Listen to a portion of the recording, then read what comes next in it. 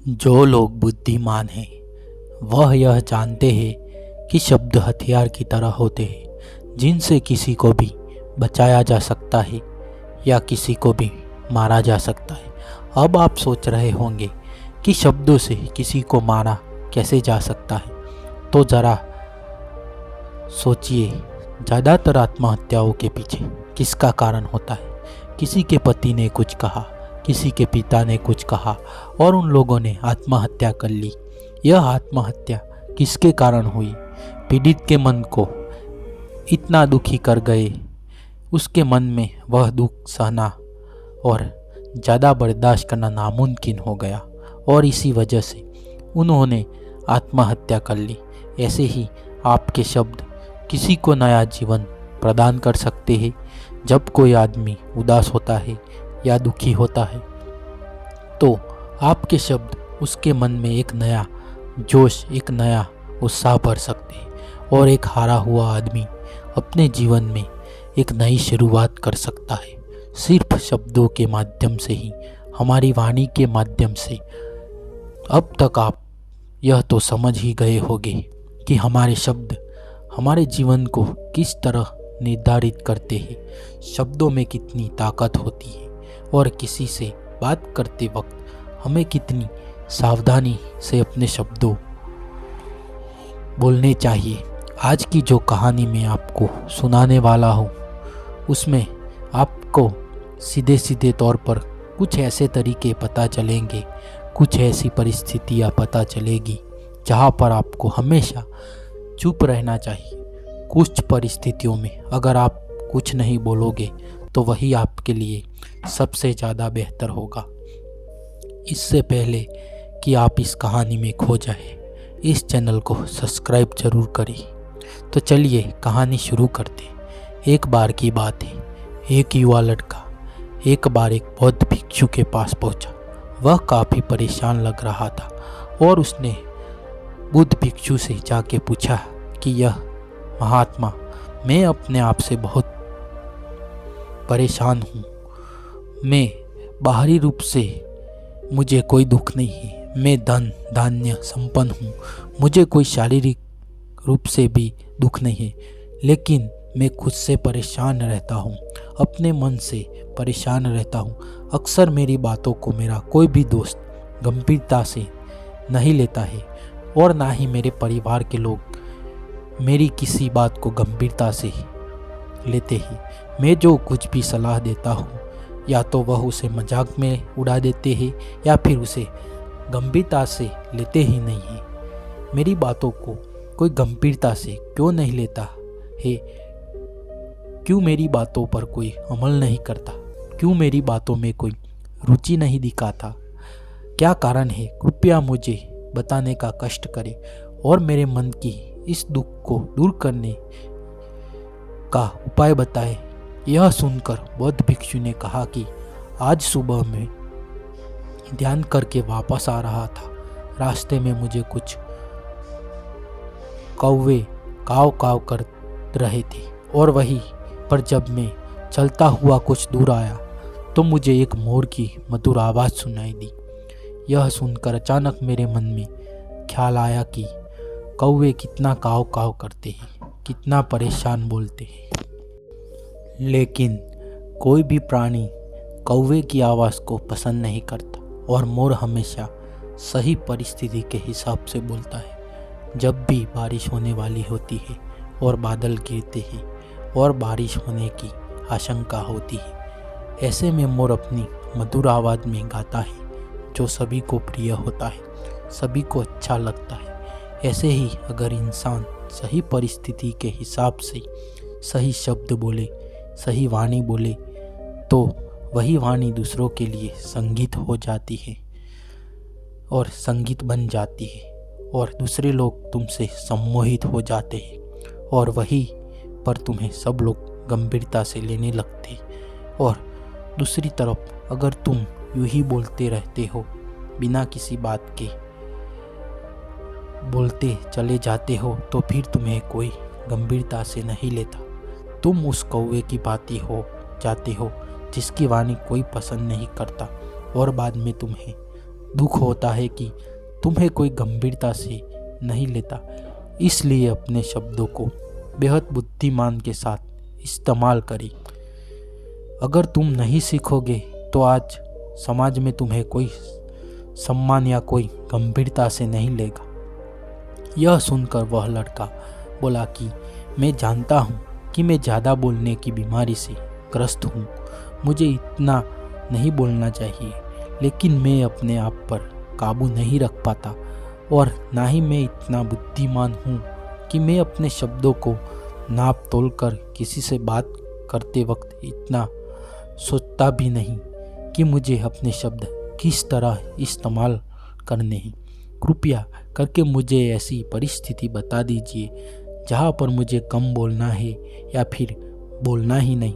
अगर आप मेरा मार्गदर्शन कर सकते हैं तो मेरा जीवन आसान हो जाएगा और मुझे ज़्यादा दिमाग या अपनी बुद्धि लगाने की ज़रूरत नहीं पड़ेगी। यह सुनकर बौद्ध भिक्षु ने मुस्कुराते हुए कहा कि बनते, वैसे तो इंसान को हर परिस्थिति में सोच समझ कर बोलना चाहिए, लेकिन अगर वह हमेशा होश में नहीं रह पाता है, ध्यान में नहीं रह पाता है, तो मैं तुम्हारे दैनिक जीवन की कुछ ऐसी परिस्थितियाँ बता रहा हूँ जहाँ पर तुम्हें हमेशा चुप रहना है। अगर तुम ऐसी जगहों पर बोलोगे तो तुम्हारा अपमान ही होगा या फिर तुम्हें कोई गंभीरता से नहीं लेगा। सबसे पहली जगह या यूँ कहे कि परिस्थिति जहाँ पर इंसान को हमेशा खुश रहना चाहिए, वह है जब किसी विषय के बारे में बातचीत हो रही हो जिसके बारे में आपको कोई जानकारी नहीं हो। तो ऐसी परिस्थिति में व्यर्थ में बीच में टांग अड़ाना, ज्ञान देना, आपको कुछ पता नहीं है लेकिन फिर भी आप अपना ज्ञान देने के लिए उत्सुक है, ऐसी जगह पर आपका अपमान ही होगा। जरा तुम खुद सोचो, जब कोई बीमार आदमी अपनी बीमारी के बारे में चर्चा कर रहा है और आपको उस दिन के बारे में कोई भी ज्ञान नहीं है, लेकिन फिर भी आप व्यर्थ में ही उसे ऐसी औषधियाँ बता रहे हैं जिनका उसकी बीमारी से कोई तालमेल ही नहीं है, तो ऐसे में आप अपनी प्रतिष्ठा अपने हाथों से गंवा रहे हैं और आपको पता ही नहीं होता। ऐसी परिस्थिति में आदमी को हमेशा सुनना चाहिए। ध्यान से सुनना भी एक कला होती है। अगर आप सुनने का दिखावा करोगे तो कहीं ना कहीं सामने वाले आदमी को एहसास हो जाता है कि यह मेरी बात पूरे ध्यान से नहीं सुन रहा है। इसलिए जब आपको किसी विषय के बारे में पूरी तरह से जानकारी ना हो तो वहाँ पर केवल अपने कान लगाना ही ज़्यादा महत्वपूर्ण होता है, ज़्यादा ज़रूरी होता है। उस इंसान की बातें ध्यान से सुन सकते हैं और आप दोनों के बीच संबंध पैदा होगा और सच्चा होगा, क्योंकि आपने उसके बात को बड़ी ध्यान से सुना है और इसी बात का पता सामने वालों को भी होता है। तो हम बिना कुछ बोले सिर्फ सुनने मात्र से ही किसी को अपना दोस्त ही मित्र बना सकते हैं। इस बात को हमेशा ध्यान रखना। दूसरी जगह जहाँ इंसान हमेशा चुप रहना चाहिए वह खाना खाने वक्त। खाना इंसान को हमेशा चुप रहकर ही खाना चाहिए, मौन रहकर ही खाना चाहिए।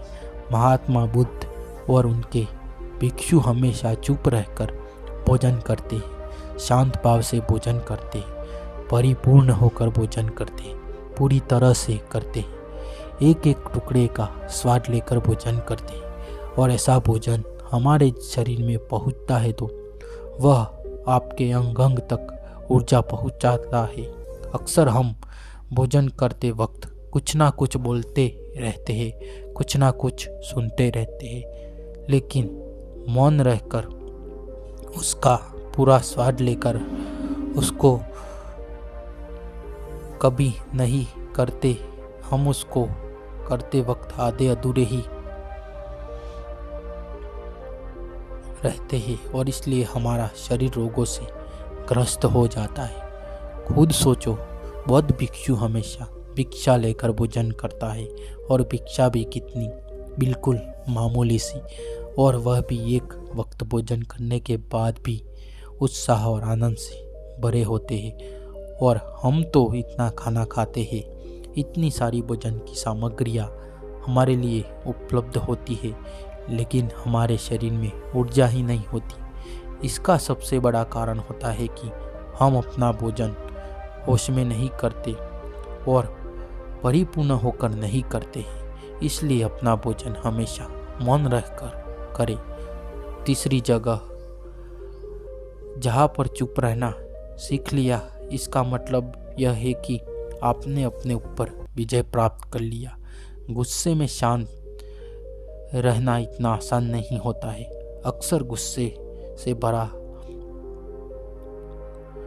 समय कुछ ऐसे शब्द बोल जाते हैं जिसका पछतावा हमें हमेशा रहता है, लेकिन जुबान से निकला हुआ शब्द वापस नहीं हो सकता। उस शब्द को मिटाया नहीं जा सकता, जिंदगी भर जुड़ चुका है।